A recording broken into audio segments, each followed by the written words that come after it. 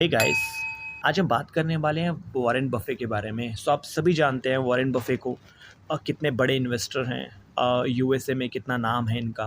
और कई लोग, हम सब लोग जितने भी नए इन्वेस्टर्स हैं, ये हम वॉरेन बफे के को ही अपना कहीं ना कहीं गुरु मानते हैं और हम उनके जैसा ही बनना चाहते हैं। तो चलिए आज हम वॉरेन बफे के बारे में बात करते हैं कि वॉरेन बफे क्रिप्टोज़ के बारे में क्या सोचते हैं। हालांकि वॉरेन बफे जो हैं काफ़ी वोकल रह चुके हैं, काफ़ी पहले पहले भी काफ़ी बार वो बता चुके हैं कि उनके क्या विचार हैं क्रिप्टोज़ के बारे में। और अभी रिसेंटली एक उनका समिट हुआ है, इनकी जो कंपनी है बर्कशायर हैथवे, इसकी एनुअल एक मीट हुआ था और इस एनुअल मीट में उन्होंने क्रिप्टोज़ के बारे में अपने विचार रखे हैं। तो चलिए आज जान लेते हैं कि उनका क्या विचार है क्रिप्टोज़ के बारे में। ओके, सो वॉरेन बफे हमेशा से बिटकॉइन को लेके संदेह में रहे हैं, उन्हें डाउट सा रहा है इसकी पोटेंशियल पे। सो अभी रिसेंटली जो उनका समिट हुआ है जिसमें उन्होंने इसके बारे में बात करी है, तो उनका कहना है कि वो हमेशा से ही इसको लेके डाउट में रहे हैं।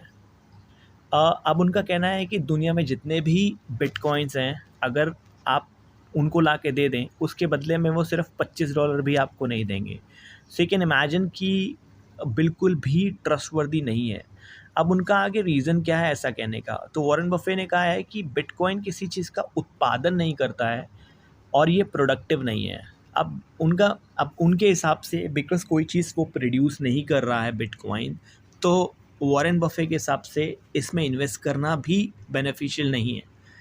हाँ, हो सकता है आप और मैं थोड़ा डिफरेंट सोचते हों उनसे, बट ये उनके विचार हैं जो मैं आपको बता रहा हूँ। उन्होंने आगे कहा है कि अगर आप कहें कि आपके पास दुनिया भर के बिटकॉइन हैं और आप मुझे दे दें, तो मैं इसके लिए $25 भी आपको नहीं दूँगा और मैं आपको ये इसका जो भी ऑफ़र आप मुझे दे रहे हैं ठुकरा दूँगा। अब वो कहते हैं कि मैं इसका क्या करूँगा? मुझे इसे आपको ही किसी न किसी तरीके से बेचना होगा। यह कुछ करने ही नहीं जा रहा है, वॉरेन बफे ने कहा। यह अगले साल, अब उनका कहना है कि ये अगले 5 से 10 सालों में ऊपर या नीचे जाएगा। हो सकता है ऊपर जाए, हो सकता है नीचे जाए। अब इसके बारे में स्पेकुलेट नहीं करते हैं, वो कहते हैं हो सकता है ऊपर भी जा सकता है, हो सकता है नीचे भी जा सकता है, बट वो इंटरेस्टेड नहीं है इसमें। वॉरेन बफे ने कहा कि इसके एक जादू है और लोग कई चीज़ों में जादू को देखते हैं। उन्होंने कहा अगर आप कहते हैं कि पूरे अमेरिका के खेतों में 1% की हिस्सेदारी के लिए आप हमारे समूह को $25 अरब दें, तो मैं इसे तुरंत एक्सेप्ट कर लूँगा और आपको चेक दे दूँगा। अब बफे ने कहा अगर आप देश के सभी अपार्टमेंट्स में 1% की हिस्सेदारी के लिए मुझसे $25 अरब भी मांगेंगे, तो मैं आपको दे दूँगा।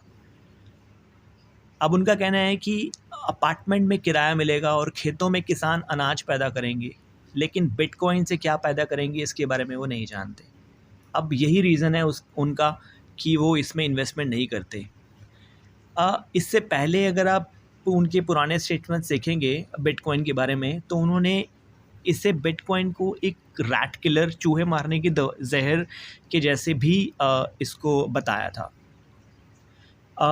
कॉइन मार्केट कैप की ओर से जारी आंकड़ों के अनुसार इस साल अप्रैल में बिटकॉइन 17% गिर गया है, जो साल का सबसे खराब प्रदर्शन साबित हुआ है।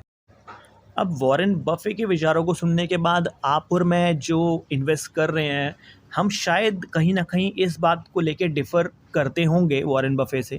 अब मैं खुद की बात करूं तो मैं ये नहीं कह सकता कि इसकी कोई वैल्यू है या नहीं है, जैसा वॉरेन बफे सर ने कहा।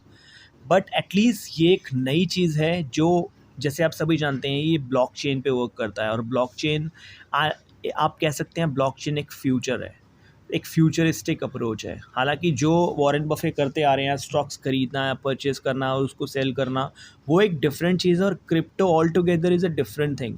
सो हम एग्री हो सकते हैं वॉरेन बफे सर की बातों से और एग्री नहीं भी हो सकते। अगर आप मेरी पर्सनली बात करें तो आई डोंट एग्री कि इसमें इन्वेस्टमेंट करना बेटर नहीं है, बिकॉज़ ये ब्लॉकचेन पे डिपेंड करता है। मेरे हिसाब से ये ब्लॉकचेन के ऊपर वर्क कर रहा है और ब्लॉकचेन का आप सभी जानते हैं कितनी वैल्यू है और आगे हर चीज़ ब्लॉकचेन पे ही मूव करेगी।